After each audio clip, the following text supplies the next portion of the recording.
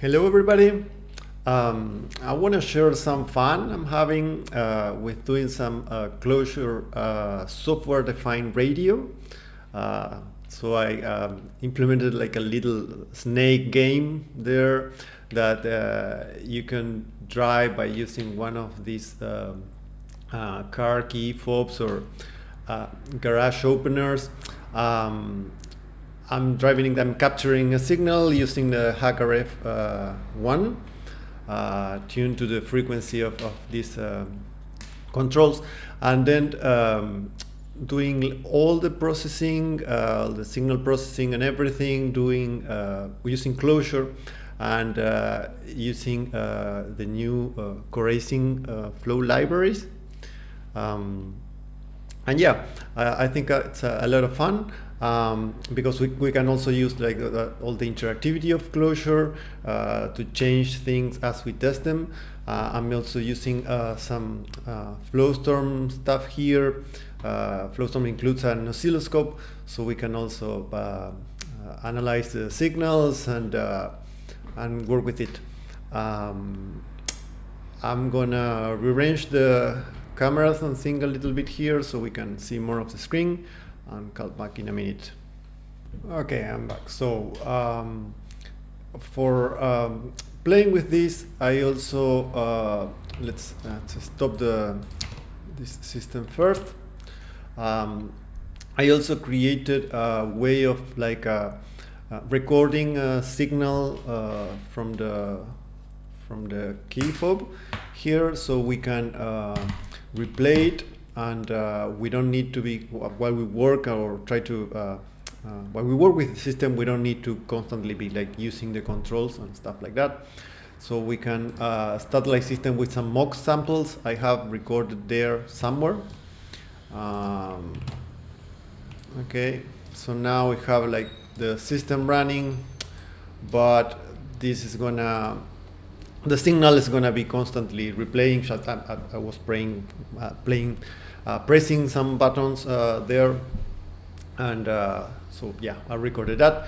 So now we can play with the system much easier. For explaining the system, I think it's better if we use FlowStorm. Let me stop the system here. This is just to show. This is all a core.async.flow system. So here we are basically creating the flow that has a lot of process that analyze the signal and then try to demodulate the signal and figure out the button presses and stuff like that. We're going to see this in a little bit more detail. And here are the connections. So yeah, I think the one nice way to try to understand this core.async flow systems is by using the async flow plugin. For this, we are going to start a system, but we're going to hit recording on FlowStorm. We are going to start the system, so we record some stuff there. Let's say we have like some signal capture here from the replay system, so it's going to dry the snake a little bit, and then we can pause the recording. Now we have like a lot recorded here. We can get rid of the oscilloscope and make this a little bit bigger. Let's load the graph from FlowStorm, from the thing we just recorded. And yeah, now let me rearrange this a little bit so it's easier to see. Let's put them there. I don't know. Someone there.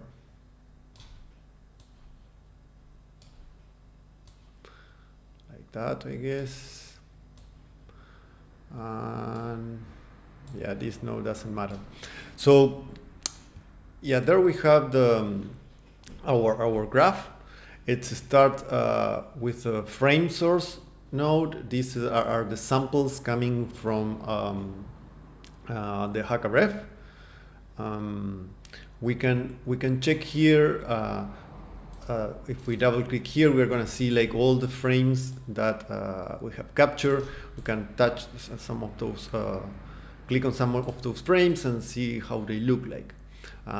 We can visualize them on our custom visualizer here, which is the oscilloscope, but not running, but displaying just one frame. So we can use it here to, I don't know, zoom in, zoom out, try to figure out the signals. Yeah, right. Let me scroll this a little bit down. Right after the frame source, so here we are grabbing some frames. A frame is just, we are looking seeing it with oscilloscope here, but it's basically a record that contains a sample rate and then a collection of samples, and all these are complex values. We can see here this is a complex type, and yeah, like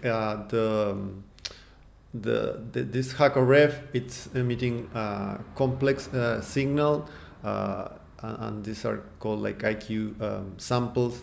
I'm not gonna go into the detail of that, but yeah, if we look at the samples, the next step is to send these frames we are capturing through a channel to the modulator.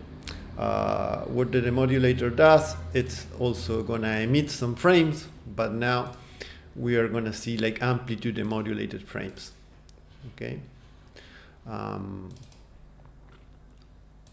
Because this is like this key fobs here emit like amplitude modulated signal, so that's gonna do that. Then we are gonna send it to the burst splitter. This is basically it's gonna grab frames and emit more frame, but this time each frame is gonna capture like a burst of activity on the. So because this remote controls are gonna emit a burst of like amplitude modulated signal, and then like a zero signal for some time, and then a burst again. So we are capturing basically packages of those. So this burst splitter is gonna emit those, and then we are going to we are entering the normalizer here. The normalizer is just gonna grab frames into frames again, but this time, this time they are gonna be modulated.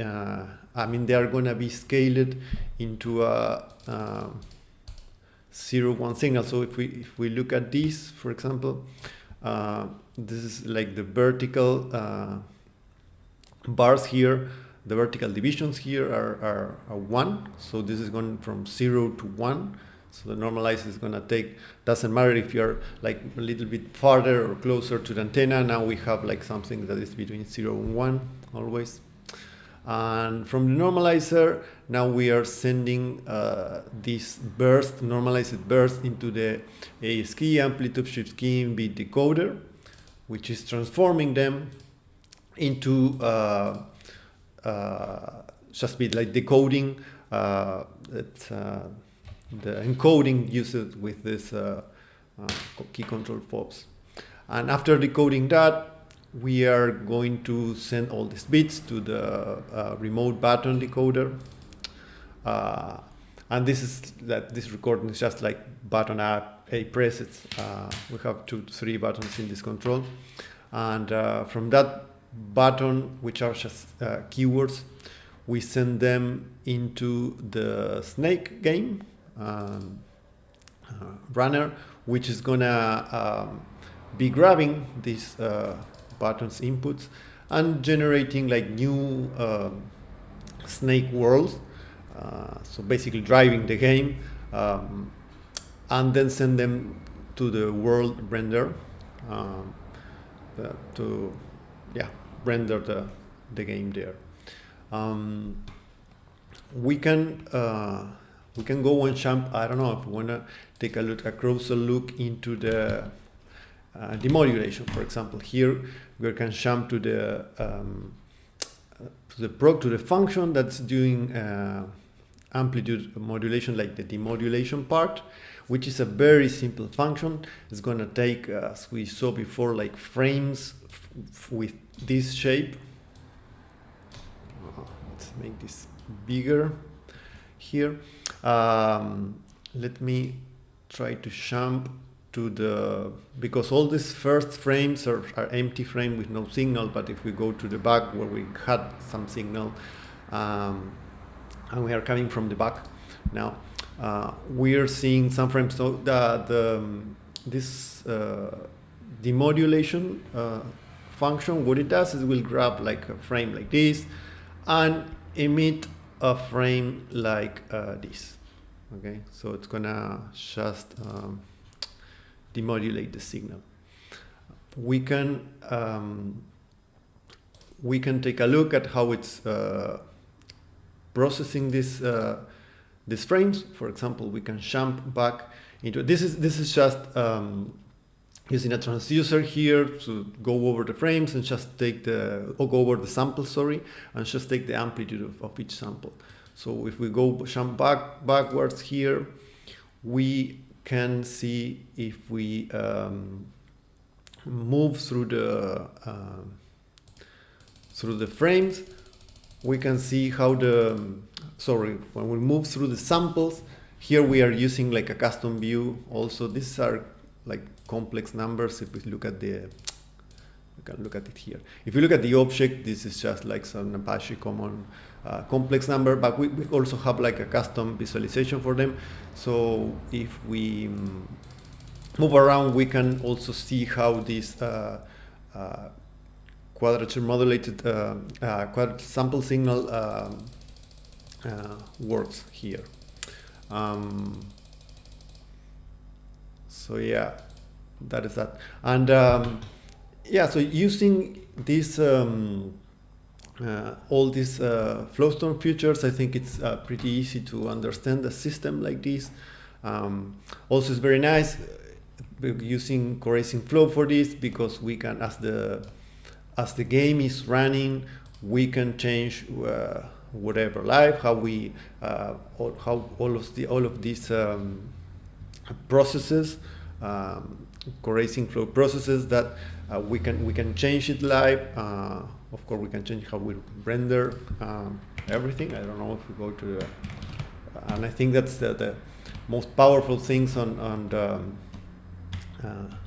Clojure. All this interactivity, so we can change, I don't know, this from orange and now make our snake orange.